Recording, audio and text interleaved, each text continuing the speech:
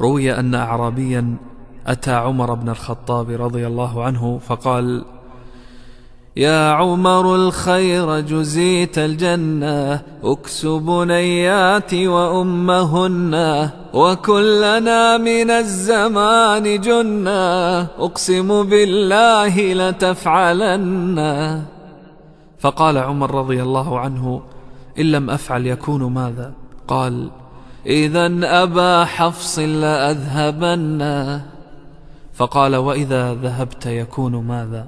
فقال: يكون عن حال لتسألن، يوم تكون الأعطيات هن، وموقف المسؤول بينهن، إما إلى نار وإما جنة.